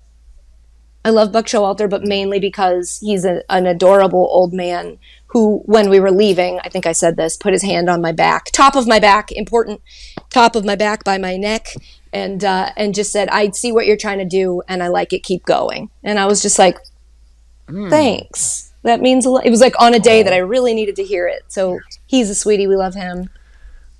Tough how it happened here. Oh, and Brian Snicker is also a very cool dude. He was very honest in our manager meetings. He's been around the organization for so long, Atlanta. And he just was so interesting. Like, we asked him if there was a such thing as a World Series hangover, and he was like, let me think about it. And then by the end of the interview, he's like, you know what? I would say yeah. I would say yes. There is this moment where you're kind of just like, you know, you feel like you're behind everybody else, so you're a little bit, it takes a little longer. And look at what happened. They had a slow start to their season. Everybody was like, what's wrong with the defending champion Braves? And then nothing is the answer. They're good and here. So. Yeah, like most hangovers, if you get time, a little bit of water, and a couple other things mixed in there, take a you're going quick to get dip in through the it. ocean and boom, you're done. Oh, Torey Lavello, I should say too, because he gave me those beers, and that was very funny. Yes. Yes. One of my favorite stories that you told on here during this season. To that end, favorite player or favorite player story that you got to tell during this season? Brandon Marsh is a young kid, got traded at the deadline from Los Angeles to Philly. So he's in Philly now. He's a center fielder. He was like a top prospect in the Angels organization. Made his debut last year. He lost within, I'm going to screw up the timeline, but in a short amount of time, lost both his high school best friend and his father. And then made his debut that year. And listening to him in every interview and like seeing the way he talks about his mom, and like he was slumping at one point and they asked him and he was like, how lucky I am to be able to experience this and learn something new about myself in the game of baseball. And it's like, that is perspective that is beyond his years. And that's why I root for him so hard, because it's just like, to have something so crazy happen like that, and then your dream come true, must be a very hard dichotomy. And for that like dip and then peak to not throw you off your axis, I think speaks to like mental strength and like what a person you are. So I really love him. And then Jose Ramirez, who I've talked to death about. But I just think he's underrated, less known than he should be. I think he took less money than he could have gotten to stay with his team, which people always love that. So like, if that's why you love him, then love him. I just think I love a guy that in a moment where you need someone to come up big, he rarely lets you down. And that's such a crazy quality to me. Somebody who likes that. We've already had this conversation, but who rises to that moment. And it's like, yeah, I'll knock that guy in. So I love him. And there's a lot others. That Alec Boehm story I told you. Bo Bichette, well, his season's done, but I like Bo Bichette, shortstop from Toronto. There's a lot of really interesting, that's really what I learned this year. There's a lot of really interesting stories and interesting people in the league. And I feel like we should, everybody says this, but tell their stories more so that people are more invested in our national pastime. You know what? I think that is a really important part of the job, and it's something that I very unironically say all the time when I'm covering college games. So it's nice to hear that same perspective shared in this arena. I'm trying to collect myself because that first story you told almost made me cry right here. It was very, very, very moving. So I will divert quickly for my own well-being and ask, favorite moment with your crew this season? There was a moment right before the last game where I think we all were like, all right, we did it. This is it. And I think that was probably it. Or it was when I almost threw up in San Francisco after walking up a hill that I was not equipped to walk up with only espresso and Adderall in my stomach. And I very, very much came close to booting in front of Hunter Pence. And I feel like that was probably a highlight.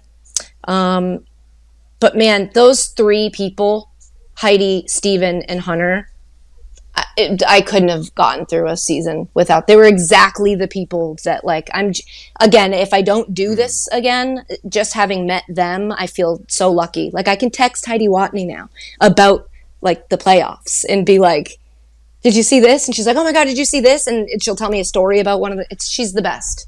But I think that last game when we all were like, let's just do it. It was very sweet. And I love them so much. Well, we're glad that they were there for you. We are glad that you did this. I mean, I go all the way back to, I remember sitting at a table with you and Pablo Torre at dinner and you telling us about this. And it's been very, very fun to watch in ways that we have talked about on here, and just watching the gigantic baseball nerd that came out of you and how much this clearly mattered to you. And it was the thing that we always hope shine through for people. So I know there were lots of it that was really tough, but I hope you did enjoy the parts of it that were there, because it really was fun. And all your wild notes. Color-coded. So many notes. What am I going to do with all of these now? Like, what is this for? What do I have this for? Do you do like a ritual burn? Ooh, do you that's keep good. them? Ooh. Burn I after wish reading. like I had written them in a way that's easier to understand, so that like I could go back and look at like the season in review. But I've got like it's strewn across 7 different notebooks, and they're not in any sort of organized language. So I really just think it's garbage. I think I'm contributing to climate change, and I think I should be ashamed of myself. Katie Nolan, ladies and gentlemen, deeply ashamed of her behavior. Thank you so much, friend. I'm sure we'll find a reason to talk to you soon here. Even Can if I it's show not you baseball can we related. end on a frame of something that I because I've become an artist in my time off now, and I'm just going to show you the thing I made, and then you can cut it, okay? Yes, hell yes.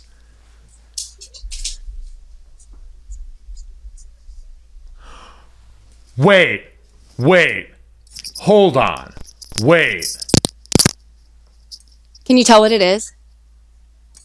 Yes, I can It's tell a what Lego it is. portrait of my It's dog. Dear Sweet Yeah. Myrtle. Made out of Legos. All right.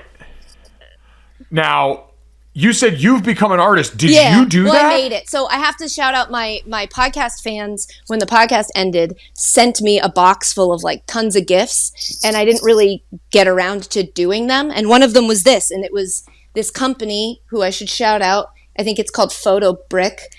They take your picture, which they had sent them this picture of Myrtle, and they send you like a little, like, okay, this, you do it in quadrants, and then they send you the little Legos, and it's like paint by numbers essentially, and you pop them on. It hurts your fingers pretty badly. But how cool is this that I have this now? It's incredible. Yeah, dude. Oh my God. Myrtle looks absolutely, resplendent. I hope I'm using that word right. She's glowing. I know, she's just the best.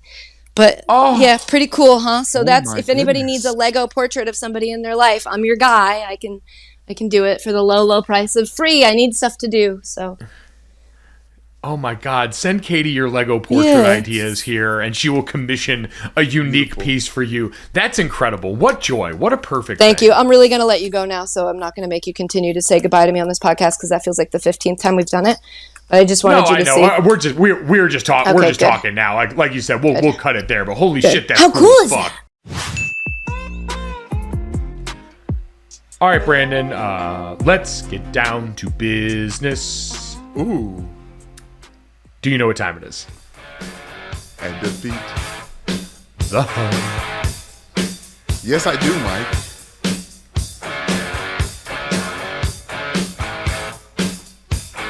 Going down, party time. My friends are gonna be there too. I'm on the highway to hell. Highway to hell. This, that, the third. I'm on the this, that, the third.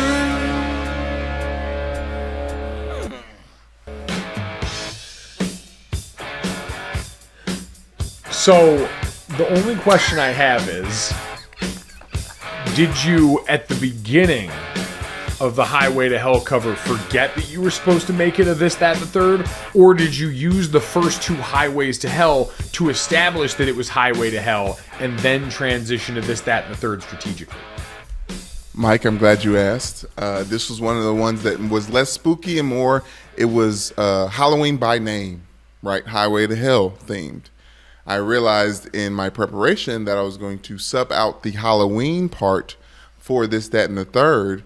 And in turn, no one would really be able to tell why this would even be in the Halloween song theme. So I had to force the Highway to Hell part in it so everybody knows where we're coming from. And then once we get into the stanza of the Highway to Hell and the repetitive nature of that, I want to let everybody know that I am also on the this, that, and the third. Like, I am on the this, that, the third. All right, I respect you going in there with a clear-cut plan. It's a little concerning that we're already doing this much shoehorning on October 13th with as many days as we have left. You got to sprinkle it in the middle, Mike. It's these other ones. You know what I'm saying? It's like all the Halloween.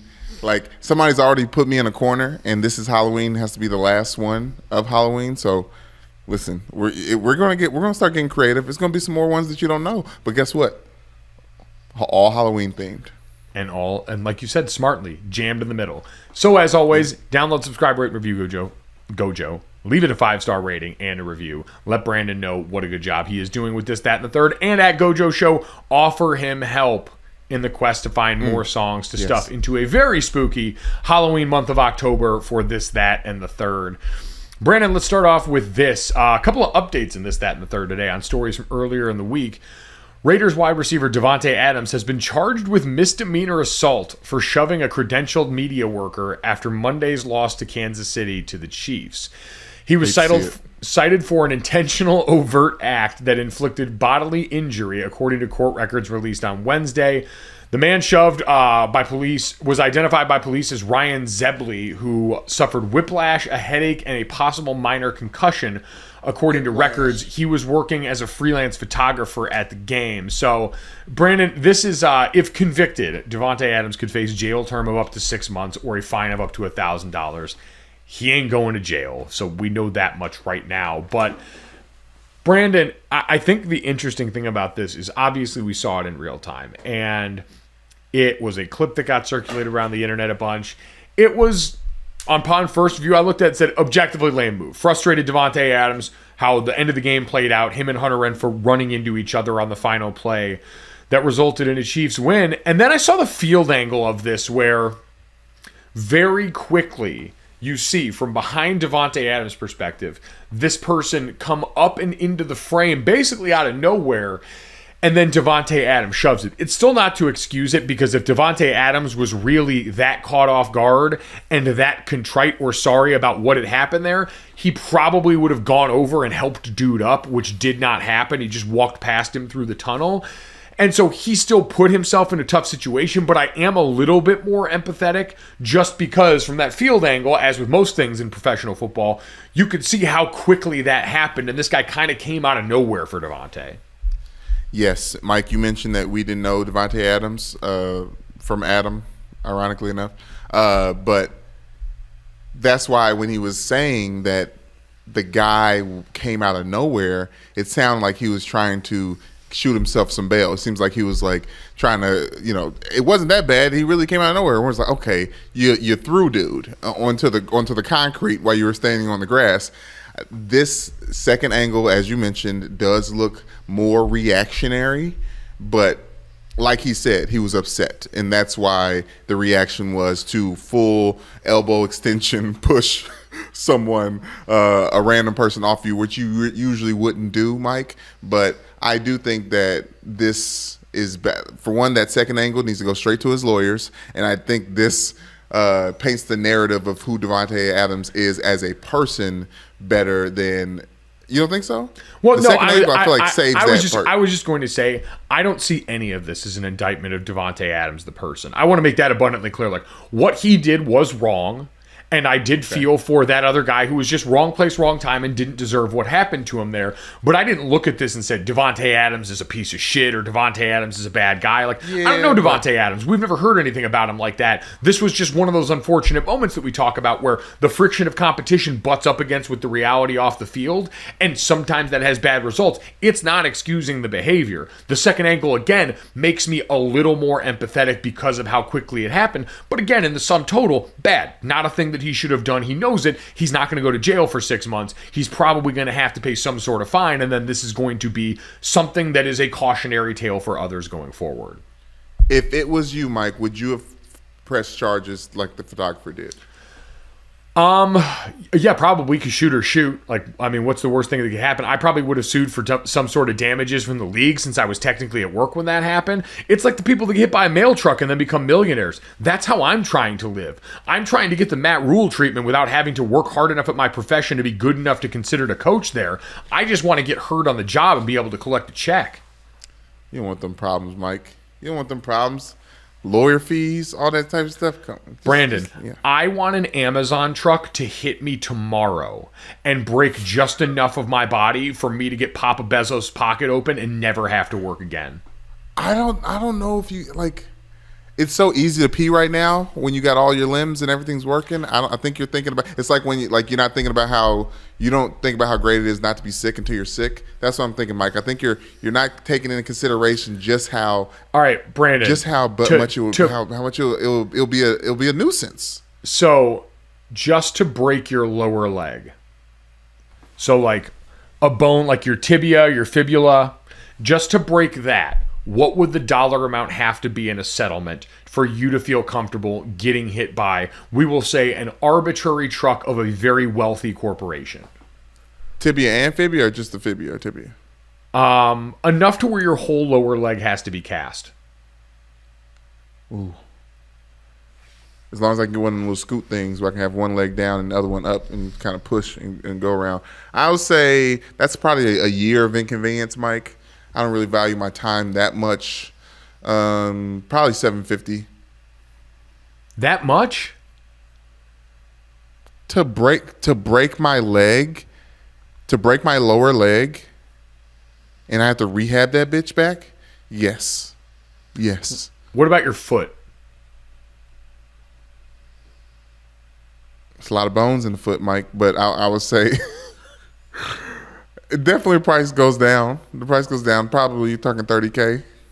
I was just going to say, you could probably get me, I'd probably still be in six figures, just off principle. Like, to me, my time in rehab and all that is at least worth six figures. We're probably talking to, like, I would definitely do it for less than $250K. Would I? No, I think 250 is the number. I think I would let a truck run over my foot for 250 grand. Okay, how much?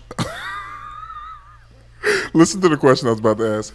How much would you take to break your arm for charity?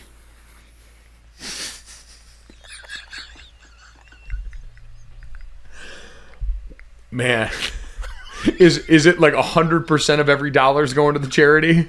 Of course not. It's a real charity. Okay, so like 70 cents on the dollar, and then the rest go to operating fees. Again, to break my arm and like my lower arm and how bad that would probably hurt, that would probably have to be at least like $500,000 for charity.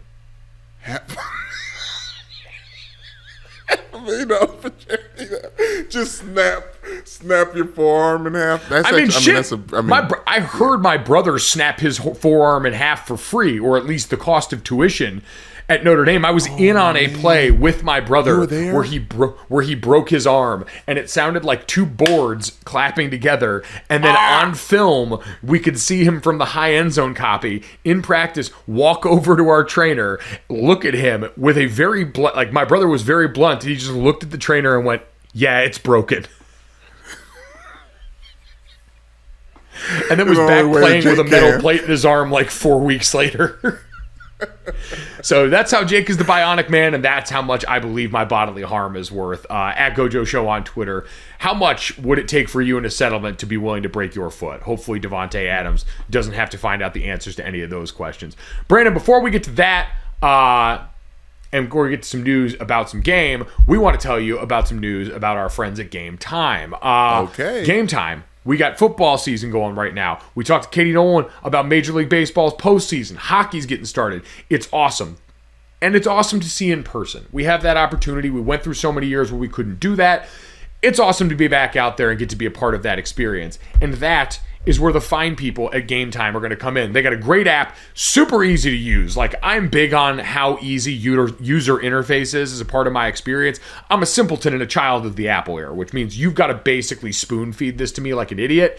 And thankfully, Game Time does that. They make it really easy to log on, look at the area you're at geographically, and see what's available to you. They create a pretty good menu of concerts, events, sporting events, all these things you can check out, see the very low prices, very cheap prices for these tickets, and you can do it last minute. You can do it day of. You can do it out in the hours leading up to it, and you can see your view from the seat that you will be buying in the app. It guarantees you the lowest prices on tickets to all your favorite sporting events, concerts, and shows. It is the fastest growing ticketing app, and all of this can be done in less than 30 seconds. So download the Game Time app, create an account, and redeem promo code GOJO for $20 off your first purchase. Again, that's GOJO for $20 off your first purchase. Terms apply. Download Game Time, last minute tickets, lowest price guaranteed. Brandon, let's get to that. We mentioned earlier in the week, cheating scandal in the world of fishing tournaments. 2 fishers accused of stuffing fish with lead weights and fillets in an attempt to win thousands of dollars in an Ohio fishing tournament were indicted Wednesday on charges of attempted grand theft. Jacob Runyon of Broadview Heights, Ohio, and Chase Kaminsky, 35, of Hermitage, Pennsylvania, were indicted in Cleveland on felony charges of cheating, attempting grand theft, and possessing criminal tools, and misdemeanor charges of unlawfully owning wild animals. They are due to be arraigned on October 26. This is from a September 30th Lake Erie Walleye Trail tournament.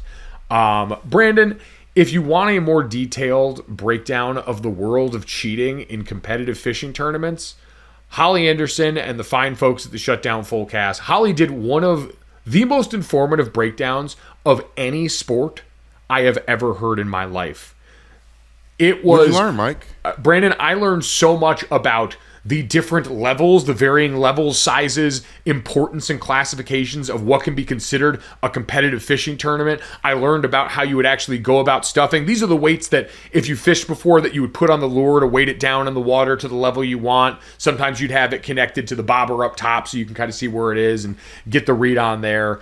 All of the things about that, about basically the various cheating scandals that you've seen over the years, what the potential result could be from actual charges like this. Like we said, the F word, felony, to just bodily harm at the hands of the other people who you've cost money. All of these things are possible. So it was one of the most informative bits of media I have ever consumed in my life. And I encourage you, every episode of the Shutdown Fullcast is perfect, but that was a perfect podcast that they created. But Brandon, this just made me think, because these guys could potentially receive a felony for cheating in a fucking fishing contest, albeit one where they were able to almost win, or were able to win and then have taken away like tens of thousands of dollars. So I was trying to think of, Brandon, what the dumbest thing to get arrested for or get a felony for would be. And so I Googled that, and Pintas and Mullins, injury lawyers. I don't know where they are based out of. Free nationwide consultations. So they appear to be one of those nationwide injury lawyers. They had a list Philly, of... Yeah, more than likely. They had a list of America's most ridiculous laws. I want to read you some and have you tell me what you think is the most ridiculous, okay? Let's do it. In Arizona, if you want to feed pigs garbage, you'll need a special permit that must be renewed each January. This does not apply if it's your own pet pig that you raised for personal use. Feed them all the garbage you like. So in Arizona, this is Arizona? Yes, Arizona. So there's wild garbage eating pigs that you can feed your trash to with a permit. Okay, I in the land that exists, that there's garbage eating pigs on base, on boots on the ground, or hooves on the ground, excuse me. Yes, I can understand that. I can see how that would be illegal and a felony. All right, how about this one, since you love California so much? If a frog dies in a frog jumping contest in California, it must be destroyed immediately and may not be eaten, according to one California law. Wow. I wonder if it has anything with dying in competition, the certain endorphins, or just licking toads. That seems silly. Because, I mean, you should be able to eat. Because, okay, so do you know why? Frog legs are frogs. When you make frogs, you put them in the pot alive, and basically you slow cook them, and they don't even know that they're dead or that something's wrong until they're already like thoroughly cooked, like their brain's the last thing to shut off. So if you're eating a frog, then you have to cook it alive. So if it dies in competition, then you really shouldn't be eating said frog. So maybe it's just like a health code thing. Yeah, that's what it seems like. And I did not know that about frogs. It's slightly terrifying because I'd imagine it still hurts to be boiled. They don't jump out. They just sit there? Because, like, lobsters make that awful noise that sounds like lobsters screaming that makes me very uncomfortable. I know. I feel like that's just kind of steam getting through those shells and the little holes, but it could be them screaming too. Once we found out that sharks don't have vocal cords from one of our listeners, and thank you for that, by the way, terrified. Yes. Even more terrified of them. Silent. Hey, real G's moving silence like lasagna. Brandon, speaking of food-related and health-related items, in Connecticut, if you want to legally sell pickles, the pickle must bounce. In 1948, 2 men were arrested for selling rotten pickles. The state food and drug commissioner stated the little-known fact that pickles that are safe to eat bounce when dropped from a height of 1 foot. Okay, Mike, I'm all over this. This is beautiful. It sounds like people are really, these laws are to keep others safe and not to get gamed by food. Yeah, I agree. It's good to know. I had no idea about that the whole time I lived in Connecticut. But as someone who loved pickles, a good bouncy ass pickle, that's made for a great weekend, great weekday, great weeknight, whatever you want. I'm at my mom's cabin this weekend in Gatlinburg when pickles are coming around. I'm taking them. I'm dropping them out the jars. I'm like, guys, we got to see if these pickles are good. Damn, drop that pickle challenge on TikTok. Can't wait for it. Brandon. In Iowa, if you want to legally throw bricks or shoot arrows onto the streets of Mount Vernon, you need to get written permission from city council. My question is, what would be the occasion that city council would grant you written permission to throw bricks or shoot arrows onto the street? Would that have to be martial law? Well, would you need permission under martial law?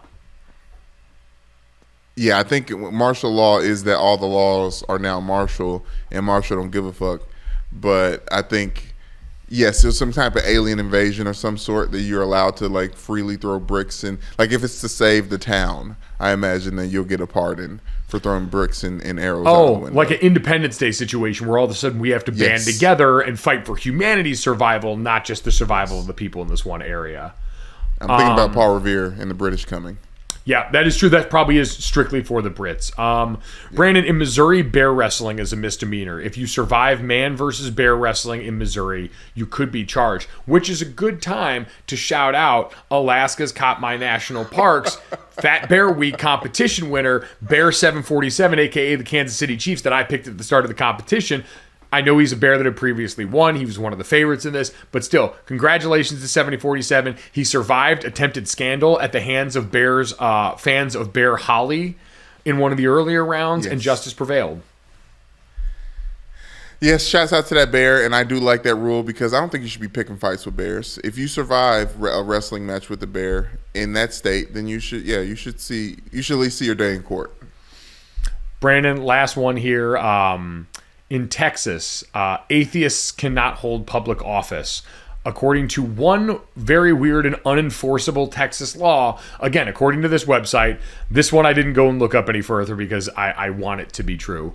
Everyone running for office must acknowledge the existence of a, quote, supreme being.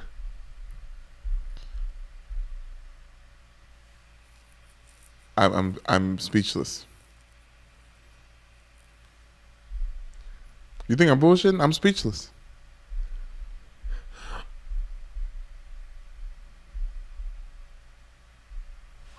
I'm trying to look up now I have the Texas Constitution pulled up in front of me.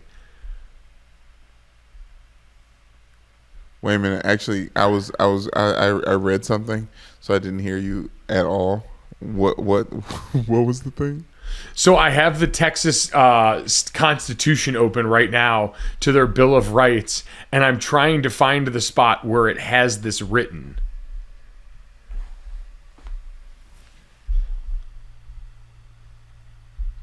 What is it, though? Hold on. Supreme being.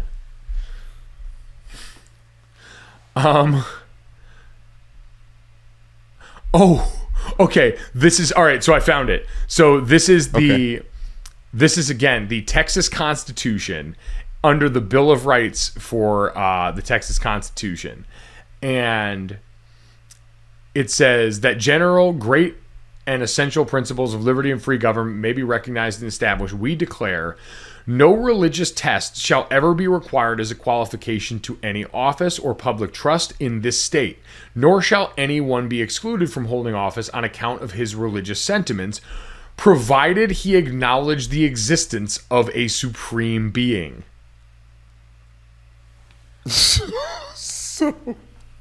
So he doesn't. You don't have to. I say he. Excuse me. So someone doesn't have to. They don't have to believe recite a Bible verse. They don't have to believe like in that. a God. They just have to believe in God. Like, you don't have to believe in a specific one. Like, it doesn't have to be, a pagan God. It doesn't have to be Christian God. It doesn't have to be Yahweh. It has to just be, you have to believe something is there. That's egregious. Actually, don't. I want to say, as someone who believes, I want to say great, but I am not someone who forces people to believe, so that sounds terrible. I love the idea of a pagan candidate running for office in Texas. And you just can't. You're not allowed. No, you can, because you believe in a God. Like, as long as you believe something exists, some sort of supreme being, I'm assuming even if it's, like, I guess, like, a supreme being, so multiple gods might be out. Is that the read on this too, or is it just people who don't believe in a God? Well, I don't know, man, because Catholics and their deities, not deities, they're, what are they called? Saints. I don't know. I mean, it seems like one guy need to get prayed to. I don't know, y'all out here praying to Mary. Hey, pray to as many or as few gods as you like. I don't give a damn. Just know that it's probably going to affect your ability to hold office in Texas in a way that's wholly unenforceable. Brandon, those are some dumb things you could potentially get arrested for. At GoJo Show on Twitter, if you've got any more of those that you know of. But getting a felony for cheating in a fishing tournament seems like it's up there pretty high on the list. But Brandon, let's get to the third. And this is somewhat relevant to this podcast since... we have long had the open of this podcast involve the Kanye West song Good Morning, and if you've heard the last couple of days, have recently changed that. And I don't know if we've settled on the final answer to what our show's opening song will be. We've settled on one we're more comfortable with, because Brandon and I both grew up being big fans of Kanye West. It was one of the original bonds in our relationship was, listening to Kanye West. And that's what's made it even more uncomfortable to watch the way that this man has devolved into something wholly unrecognizable to the person most of us grew up watching and enjoying and loving. What's that? I said, and loving. Yes, 100%. 100%. And so now, recently, Kanye West was seen on social media, and now I believe is locked out of social media for making very anti-Semitic comments publicly and upsetting a lot of people, understandably, including the folks that produce The Shop over from Spring Hill Company, LeBron James' group, The Shop, popular show that we'd seen on HBO, and now on Uninterrupted that you can check out. But they taped an episode of The Shop with Kanye West that they decided wasn't going to run. Maverick Carter, the CEO, the Spring Hill CEO, I believe it was Maverick Carter, wasn't it? Yeah, it was Maverick Carter. It was Maverick Carter, came out with a statement that said, yesterday we taped an episode of The Shop with Kanye West. Kanye was booked weeks ago. After talking to Kanye directly the day before we taped, I believed he was capable of a respectful discussion, and he was ready to address all of his recent comments. Unfortunately, he used The Shop to reiterate more hate speech and extremely dangerous stereotypes. We made the decision to not air the episode or any of Kanye's remarks. While The Shop embraces thoughtful discourse and differing opinions, we have zero tolerance for hate speech of any kind and will never allow our channels to be used to promote hate. Hate speech should never have an audience. Maverick Carter went on to say he took full responsibility for believing Kanye wanted a different conversation and apologized to the other guests of the show and the crew. And Brandon, I certainly appreciate that decision from them. I know people do the free speech thing all the time in this country. Free speech applies in your ability to say it. You could say it out loud. That doesn't mean someone who is the creator of a show has to put it out there just because you said it, especially when they know that what Kanye said and done is extremely hurtful, and having the platform that he does and making those comments is extremely hurtful and perpetuates a lot of really fucked up stereotypes about a group of people. So it's just a continued sadness around the demise of a person that used to be loved by so many people. And namely us, Mike. I think that's been the biggest problem with this. Not the biggest problem with this. It's just there's things that Kanye West does that seems to be palatable, I guess you can say. But when it comes to him hurting other people and offending other people, one of my favorite quotes is, the freedom of speech is also the freedom to offend. And that's what I think is the most important here is that, yes, you can say what you want, but if you're marginalizing, chastising, offending, and also getting other people ideas who have those similar hate speech ideas in their head, mobilizing people with your speech, then it needs to be cut down at the knees. And I'm very happy that Maverick Carter and LeBron James, Spring Hill, Uninterrupted, whoever they're connected to, I'm sure Rich Paul had a hand in it. I'm glad that team stood up and was like, listen, we know it's a big name. We know everyone's going to watch this. Tucker Carlson threw Kanye West out there for everyone to see for numbers. There's some things that are more important than that. And I'm glad that these guys, these athletes, the shut up and dribble people are brave enough, bold enough, and smart enough to just, say, no, Kanye West, you can't come on here and scream about hate speech, and we won't give you a platform. And this will never see the light of day. Yeah, and I mean, this is in the wake of, we also saw him posting on social media those pictures of him with the White Lives Matter shirts on, the weird Donda school that he has right now. All of it is also like, this is, and I hope we're far away from anyone trying to excuse Kanye West's actions as genius at this point. There was a point in time where, like you said, the stakes were lower and some of the things he were doing were not as overtly offensive. They were head scratching at times, but he was someone that for so long was lauded as a musical genius. And again, you and I stood up and beat that drum for a long time. None of this is genius. This is a person who is sick, who has documented mental health issues, has taken medication for some of those for those things that he's dealt with in the past, and is clearly struggling. But while he is doing that, it's not an excuse for, one, him to say things that hurt others, and two, him to be used as a pawn and a puppet by other people for ratings and numbers, like you said, while he's spewing that, knowing full well this is not a person who appears by any account to be healthy. Yeah, no, and I'm saddened by it, but I'm just glad that we addressed it because I wanted to make that change because, I thinking about us and, how to start the podcast off, you got a little jingle, and certain people were trying to talk to us about it, but it didn't feel right. It didn't feel right having Kanye being the first voice, and, but I'm glad we're evolving as other people are. But I wanted to give you a little bit something different on the way out, Mike, because before you do your closing out, and this, that, and the third, and the other, just to get off the Kanye, because it's about Gen Zers. Gen Zers, this is what I was really. Gen Zers say they feel attacked by certain emojis, Mike, especially the passive aggressive thumbs up emoji. Gen Zers not a fan of the thumb up emoji. According to a recent poll of 2,000 young people ages 16 to 29, emojis used by old people, including thumbs up, the red love heart emoji, and the okay hand and the grimace faces, are all top emojis used by old people. Well, first off, they consider old people us. Like, yes. We are old and people it shows on TikTok. How old you are. Yes. I learned this first, Mike, by learning that young people use the skeleton instead of the crying, laughing face. I was like, ooh, let me start using my skeleton because I want to tell everybody I'm over 30 just by my emojis.